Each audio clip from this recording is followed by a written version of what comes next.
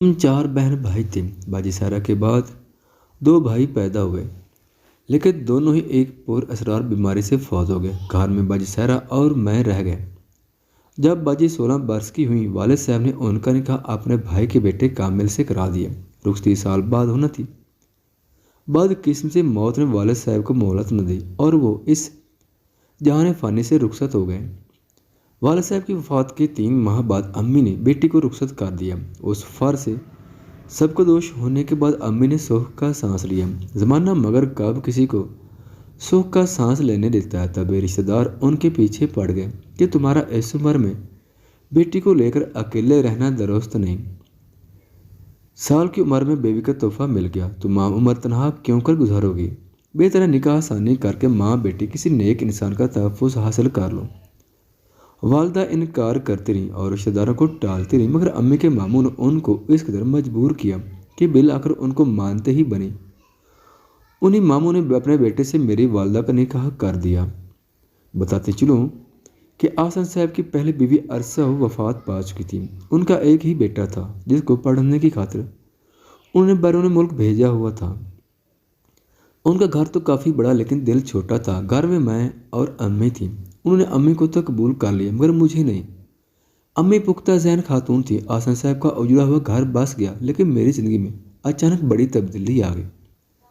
دل میں میرے والد مرحوم کی یادیں بھی ہوئی تھیں اور میں کسی اور شخص کو ابا جان کہہ رہی تھی۔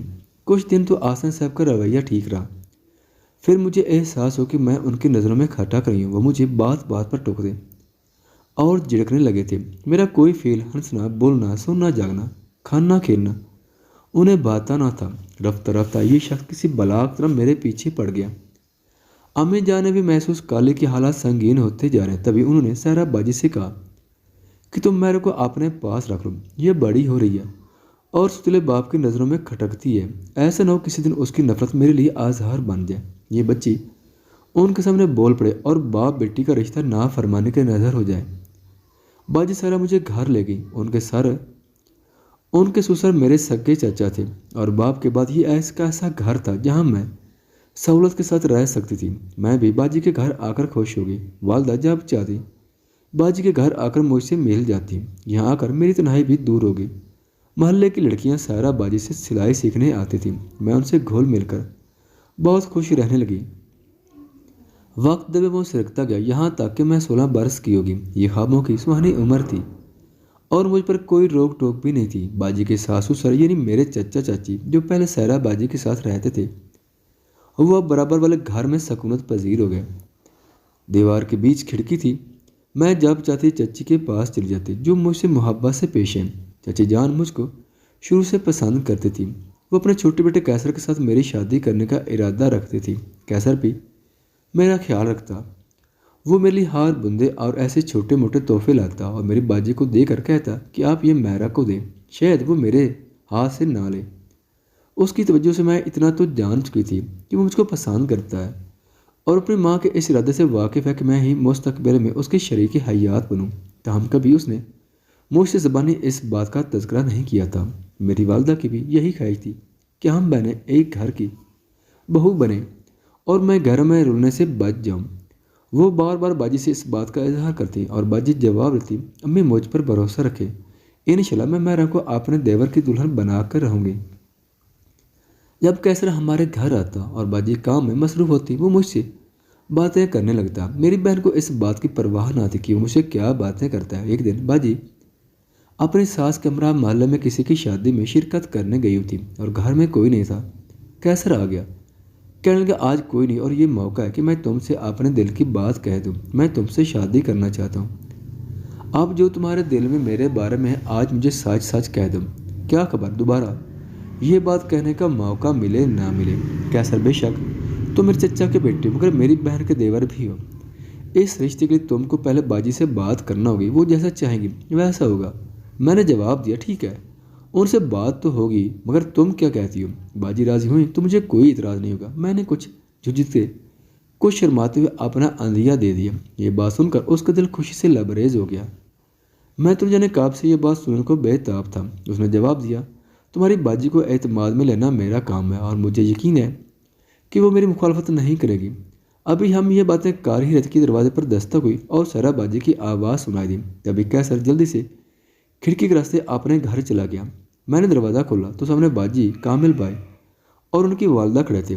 کامل بھائی اور بچی کمرے میں چلے گئے تو باجی میرے پاس ہے اور سوال کیا کہ ہماری غیر موجودگی میں یہاں کوئی آیا تھا۔ میں نے جھوٹ بولنا مناسب نہیں سمجھا اور ان کو بتا دی کہ ہاں کیسے رہتے۔ تبھی باجی نے رومال مجھے دکھا کر کہا، یہ باہر چارپائی پر پڑا تھا اور میں پہچانتی ہوں کہ یہ قیصر کا رومال ہے، اسی وجہ سے تم سے پوچھا۔ اچھا ہوا کہ تم نے جھوٹ نہیں بولا، شاید جلدی میں وہ اسے یہاں بول گیا۔ اچھا بتاؤ وہ کیا کہنے آیا تھا؟ ہماری غیر موجودگی میں اس کا آنا کسی مقصد سے ہی ہوگا۔ جی باجی، وہ مجھ سے شادی کرنا چاہتا ہے اور یہی پوچھنے آیا تھا کہ میری اس بات میں رضا ہے کہ نہیں۔ چلو ٹھیک ہے اور مجھے یہ رشتہ منظور ہے۔ میں نے مسکرا کر سر جھکا لی۔ وہ کہنے لگی، پریشان مت ہونا، میں تم دونوں کے ساتھ ہوں، میں خود امی جان سے بات کر لوں گی۔ باجی کی ان باتوں نے میری ہمت بڑھائی۔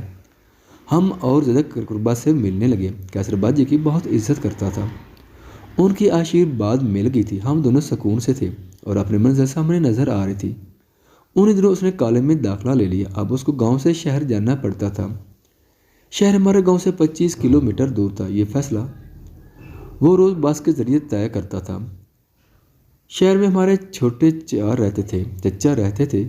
کالج ان کے گھر کے پاس تھا۔ انہوں نے قیصر سے کہا، تم یہاں شہر میں میرے پاس ٹھہر جاؤ، کیونکہ یہاں سے کالج نزدیک ہے، تمہیں آنے جانے میں آسانی رہے گی۔ چھٹی والے دن گھر چلے جایا کرو۔ مگر وہ وہاں نہیں رہنا چاہتا تھا۔ وہ ایک خوددار اور دور اندیش نوجوان تھا۔ اس نے بہانہ کر دیا کہ میرا روز گھر جانا ضروری ہے، کیونکہ میں گھر جا کر والدین کا ہاتھ بٹانا چاہتا ہوں۔ بات یہ بھی تھی کہ وہ میری خاطر روز گاؤں میں واپس آنا چاہتا تھا، لیکن وہ یہ معاملہ کسی اور پر زہر بھی نہ کرنا چاہ رہا تھا۔ ان دنوں قیصر بھائی کے ایک کزن آئے، ان کا نام فیض تھا۔ یہ لڑکا تعلیم حاصل کرنے کی خاطر آیا تھا۔ اس کا گاؤں ہمارے گاؤں سے آگے تھا۔ یہ ہماری چچی کا بھانجا تھا، سو اس کی ذمہ داری ان کی بہنیں ہماری چچی پر ڈال دی تھی۔ کہلوا بھیجا کہ یہ اب تمہارے بیٹے قیصر کے ساتھ پڑھے گا، اس کا بھی اکاڑ کے کالج میں داخلہ کروا دو تاکہ دونوں ساتھ کالج آ جا سکیں۔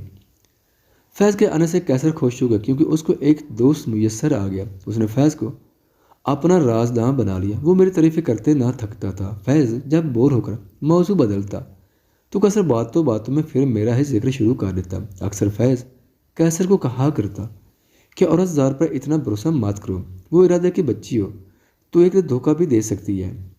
اور جواب میں قیصر اسے کہتا کہ سورج مشرق کی بجائے مغرب سے نکل سکتا، لیکن مہرا مجھ کو دھوکہ نہیں دے سکتی۔ ایسا کرنا تو دور کی بات، وہ ایسا سوچ بھی نہیں سکتی۔ یہ بات قیصر کی تب ٹھیک تھی کہ میں نے اس کا ہاتھ نبھانے کا عہد کیا تھا۔ اسے کہا تھا کہ تمہارے ساتھ عمر بھر رہوں گی، تمہارے ساتھ جیوں گی اور تمہارے ساتھ مروں گی۔ فیض میری باجی کو بھابھی کہتا، ان کے شوہر کو خالہ زاد تھا، سو ہمارے گھر آتا جاتا تھا۔ مجھ کو بیر اور گنے پسند تھے، وہ یہ دونوں چیزیں لاتا اور میری بہن کو دے کر کہتا جس کو پسند ہو ان کو دے دیں۔ ان دنوں کالج جاتے ہوئے اس بس کا حادثہ ہو گیا۔ فیض کو معمولی چوٹیں آئیں، لیکن قیصر دونوں ٹانگوں سے معذور ہو گیا۔ یہ حادثہ قیصر کے لیے ہی نہیں، ہم سب کے لیے جان کا تھا۔ قیصر کی تو زندگی برباد ہوگی، اس کا مستقبل اندھیروں میں ڈوب گیا۔ تاہم یہی خدا کی مرضی تھی، کوئی کیا کر سکتا تھا۔ قیصر کا کالج جانا ختم ہو گیا۔ اس دکھ میں فیض برابر کا شریک تھا۔ میرے بعد سب سے زیادہ صدمہ اسی کو ہوا۔ ماں باپ کو تو تھا ہی، ان کے دکھ کی انتہا نہ تھی کہ ان کا جوان سال بیٹا وہیل چیئر پر آ گیا۔ جب قیصر کا دل مجھ سے بات کرنے کو چاہتا، وہ فیض کو کہتا کہ میری وہیل چیئر کو بھائی صاحب کے گھر لے چلو، مجھے میرے سے بات کرنا ہے۔ فیض نے کچھ دن تو خوش دلی سے اس فرض کو انجام دیا، پھر وہ اس مشقت سے کترانے لگا۔ پہلے قیصر روزانہ ہمارے گھر آتا تھا، اب تیسرے چوتھے دن آ پاتا، کیونکہ فیض پڑھنے کا بہانہ بناتا اور کبھی دوستوں سے ملنے باہر نکل جاتا۔ میں ہر روز چاچی کے گھر قیصر سے ملنے نہیں جا سکتی، کیونکہ وہاں چاچا تھے اور مجھے چچا سے حجاب آتا تھا۔ رفتہ رفتہ میرا دل قیصر سے ہٹنے لگا۔ اب پتہ چلا کہ وہ وقتی جذبہ تھا، کیونکہ جب امی اور باجی مل بیٹھ کر میرے مستقبل کے بارے مایوس کن باتیں کرتی تو رونا آنے لگتا۔ وہ کہتی تھی کہ میرا بھلا اب قیصر سے کیا پھل پا سکے گی، وہ بیچارہ تو معذور ہو گیا، وہ کیسے آج دواجی زندگی بسر کر سکتا ہے۔ وہ ایسی باتیں کر کے مستقبل کے اندیشوں سے ڈرانے لگی، گویا انہوں نے میرے ذہن میں قیصر کی محبت کو دور کرنے کی خاطر زہر گھولنا شروع کر دیا۔ ان کی توجہ کا مرکز اب فیض ہو گیا۔ خاص طور پر میری باجی کو اس میں بے شمار خوبیاں نظر آنے لگیں۔ وہ کہتی اگر کیسر اپنا ہے تو فیض بھی غیر نہیں ہے، یہ بھی تو اپنے ہی گھر کا لڑکا ہے۔ ہم نے کیسر سے مہرہ کی شادی کر کے اسے خودکشی تو نہیں کروانی۔ جب لڑکا ہی اس لائق نہیں تو جان بوجھ کر ہم اپنی بیٹی کو کنویں میں دھکا نہیں دے سکتے۔ ایسی باتیں سن کر میرا ذہن کھولنے لگتا، سمجھ میں نہیں آتا کیا کروں۔ کبھی سوچتی میری والدہ اور بہن میری دشمن نہیں ہے، وہ میرے بھلے کا ہی سوچ رہی ہیں۔ اور بھی کیسر کا مجبور اور معصوم چہرہ نظر میں پھرنے لگتا جو میرا سارا چاہتا تھا۔ کیسر اب بھی میری بات کو حکم کا درجہ دیتا۔ اگر میں کہہ رہتی کہ کل ضرور آنا، وہ اپنی ماں سے التجا کرتا کہ مجھے آپ بھائی صاحب کے گھر لے چلیے۔ ان سب باتوں کو جان کر بھی خدا جانے مجھے کیا ہوتا جا رہا، میں کیوں اتنی خود غرض ہوتی جاتی تھی کہ اب کیسر کی باتیں میرے دل کو نہ لباتی تھیں۔ مجھ کو اس کے آنے کی ایسی خوشی نہ ہوتی جیسے پہلے ہوا کرتی۔ اس کے برعکس اب مجھے فیض کا آنا اچھا لگتا، اس سے باتیں کر کے دل خوش ہوتا، اور باجی بھی پہلے طرح بالکل ویسے ہی میرا ساتھ دے رہی تھی جیسا کیسر کے معاملے میں دیا کرتی تھی۔ کامل بھائی تو صبح ہی ڈیوٹی پر چلے جاتے اور رات گئے لوٹتے۔ باجی اکثر وقت کچن میں ہوتی، ایسے میں فیض آ جاتا۔ وہ گھنٹوں میرے پاس بیٹھا کرتا اور باجی کو احساس تک نہ ہوتا کہ ان کی ساس کا بھانجا بیٹھا ہوا ہے۔ جبکہ کیسر کی اور بات تھی، وہ تو میرا کزن اور ان کا دیور تھا۔ باجی کا گھر بھی اس کے والد کے گھر تھا، جبکہ فیض دور کا رشتہ دار تھا۔ میں جانتی تھی کہ وہ جان بوجھ کر ایسا کر رہی ہیں۔ باجی اپنے مقصد میں کامیاب ہو گئی۔ انہوں نے اپنی باتوں سے میرے دل میں کیسر سے دوری اور فیض سے قربت جان بوجھ کر پیدا کر دی، اور میں نے اب فیض کے ساتھ آئندہ زندگی کے خواب دیکھنے شروع کر دیے۔ کیسر کو ابھی تک ہماری نیتوں کا علم نہ تھا، وہ اب بھی ہمیں اپنا مخلص اور غم خوار ہی سمجھتا تھا۔ وہ مجھ پر اور باجی پر خاص طور پر بھروسہ کیے ہوئے تھا۔ وقت آہستہ آہستہ گزرتا گیا، لیکن اب میں پہلے والی مہرہ نہ رہی تھی۔ اب میں کیسر کے آنے سے نہ تو مسکراتی تھی اور نہ اپنائی سے بات کرتی تھی، بلکہ سپاٹ چہرہ لیے اپنے کمرے میں چلی جاتی، اور جب فیض آ جاتا تو اس کے ساتھ والہانہ باتیں کرنے لگتی، اس کی ہر بات کو اہمیت دیتی تھی۔ آخر کار کیسر نے اس بات کو محسوس کر لیا۔ اس نے کئی بار مجھ سے بے رخی کی وجہ پوچھی، میں نے کوئی جواب نہ دیا۔ البتہ میں نے اس کے سامنے ہی فیض سے خوش ہو کر باتیں شروع کر دیں تو اس کی پریشانی میں اضافہ ہونے لگا، یہاں تک کہ اس کو یقین ہونے لگا کہ میں اب اس کی بجائے فیض میں دلچسپی لینے لگی ہوں۔ ایک دن موقع پا کر اس نے کہا، میرا کیا یہ سچ ہے کہ تم مجھے رد کر چکی ہو اور تمہارے خیالات میری معذوری کی وجہ سے بدل چکے ہیں؟ اور میں نے بے رحم بن کر کہہ دی، ہاں کیسر، یہ سچ ہے کہ میرے خیالات بدل گئے ہیں، کیونکہ میں ایک معذور کی لاٹھی بننے کی بجائے اچھی زندگی گزارنا چاہتی ہوں، اور یہ میرا نہیں بلکہ میری والدہ اور بہن کا فیصلہ ہے۔ تم برائے مہربانی فیض کے سامنے مجھ سے بات کرنے کی کوشش مت کیا کرو، اس کو یہ اچھا نہیں لگتا۔ اس کے بعد کیسر نہیں آیا۔ میں نے دل پر پتھر رکھ کر یہ سخت بات اس لیے کہی کہ آخر مجھے ایک دن فیصلہ تو کرنا ہی تھا، اور یہ فیصلہ کیسر کو بھی بتانا تھا۔ کوئی مجھے بے رحم کہے یا کہ انسانیت سے گرا ہوا، مگر یہ حقیقت تھی کہ میں تمام عمر ایک معذور آدمی کے ساتھ نہیں گزار سکتی تھی، اور حقیقت بے رحمی ہوتی ہے۔ بہرحال اس بات کا کیسر کے دل پر گہرا اثر ہوا۔ اس نے گھر سے باہر آنا چھوڑ دیا، وہ اپنے کمرے میں رہتا تھا۔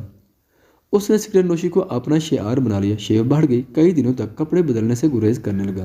اس نے اپنا حال درویشوں کا سب بنا لیا۔ فیض اس کو سمجھاتا تھا کہ پیارے، یہ وہ دنیا ہے جس کے بارے میں تم کو کہا کرتا تھا کہ اس کا اعتبار نہیں ہے، یہاں ایسا ہی ہوتا ہے، تمہارے ساتھ کوئی انہونی بات نہیں ہو رہی، تم کہو تو میں مہرہ کو دھتکار دوں، یہاں سے چلا جاؤں۔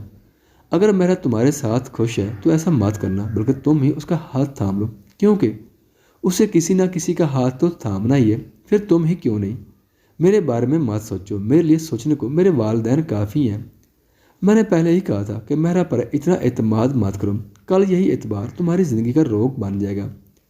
فیض نے بات کو دہرایا، اب جو ہونا تھا ہو گیا، میں نے اسے دل سے نکال دیا، وہ بے وفا لڑکی ہے، میرا اسے کوئی سروکار نہیں، تاہم میں اسے زندگی کے راہوں پر پھلتا پھولتا اور خوش و خرم دیکھنا چاہتا ہوں۔ یہ کہہ کر وہ ٹھنڈی آہ بھر کر خاموش ہو جاتا۔ والدین سے اس کی یہ حالت دیکھی نہ گئی۔ ظاہر ہے والدین اپنی اولاد کو دکھ میں نہیں دیکھ سکتے۔ انہوں نے فیصلہ کیا کہ میری والدہ سے کیسر کے لیے میرا ہاتھ مانگ لیتے، اور بغیر جھجک بیٹے کی محبت میں سرشار وہ امی کے پاس رشتے کے لیے چلے آئے۔ امی نے باجی سے رابطہ کیا، بارمولہ انکار کی جرات ان میں بھی نہ تھی، لہٰذا انہوں نے میرے کہنے پر یہ شرط رکھ دی کہ میری بہن کے تحفظ کی خاطر مہرا کے نام ایک مکان شہر میں خرید کر لکھ دیں، کیونکہ کیسر معذور ہے، تبھی ہمیں لڑکی کا تحفظ درکار ہے۔ باجی کا خیال تھا کہ چاچا اور چچی کے پاس اتنے پیسے نہیں ہیں، لہذا وہ رشتے کے مطالبے سے دستبردار ہو جائیں گے۔ لیکن کچھ ہی دن بعد چاچا اور چچی دوبارہ امی کے پاس گئے اور کہا کہ ہم نے شہر میں 10 مرلے کا نیا مکان خرید لیا ہے، آپ مہرا کے نام وہ مکان لکھ دیتے ہیں، آپ رشتے کے لیے ہاں کر دیں۔ جب انہوں نے یہ بات کی میں سن ہو کر رہ گئی۔ میں نے والدہ کو باجی کے پاس بلوایا اور کہا کہ مجھے اس رشتے سے انکار ہے، آپ کیوں مجھے ایک معذور کے پلے باندھ کر خودکشی پر مجبور کر رہی ہیں؟ ان کو مکان واپس کرا دیں، مجھے کیسر سے نہیں بلکہ فیض سے شادی کرنی ہے۔ میرے لہجے کی سختی کو محسوس کرتے ہوئے امی نے میرا رشتہ دینے سے انکار کر دیا اور مجھے باجی کے گھر سے اپنے گھر لے آئیں۔ میرے ستلے والد کو سمجھا بجھا کر فیض کے گھر روانہ کر دیا، جو میری شادی فیض سے ہو گئی۔ یقیناً کیسر پر تو بجلی گری تھی، مگر ہماری شادی کامیاب ہو گئی۔ ہم عرصہ تک خوش و خرم رہے، تاہم فیض کو جب اپنے کزن کی مجبوری کا خیال آتا وہ رنجیدہ ضرور ہو جاتا اور کبھی مجھ سے الجھ بھی پڑتا کہ تم نے پہلے کیسر سے محبت کی، نبھا کے وعدے کیے، پھر اپنی فائدہ دیکھ محبت کو پسے پش ڈال دیا۔ میں تو مرد تھا اور میں نے کسی سے دھوکہ کبھی نہیں کیا، مگر تم عورت ذات تھی، اس لیے دھوکہ کیا۔ تم عورتوں کا کوئی اعتبار نہیں، تمہاری جگہ میں ہوتا تو کبھی اپنے محبت کا رخ کو تبدیل نہ کرتا، میں شرمندہ ہوتی۔ مگر فیض سے یہی کہتی کہ وہ ماضی تھا، گزر گیا، اب لکیر پیٹنے سے کیا حاصل؟ کیسا بھی تو اب اس دنیا میں نہیں ہے۔ ہماری شادی کے بعد وہ صرف 6 برس جی پایا، شاید اس کی زندگی ہی اتنی تھی۔ فیض کو ہی نہیں، مجھے بھی کیسر کا دکھ ہے، آج بھی اسے یاد کرتی ہوں تو آنکھیں بھیگ جاتی ہیں۔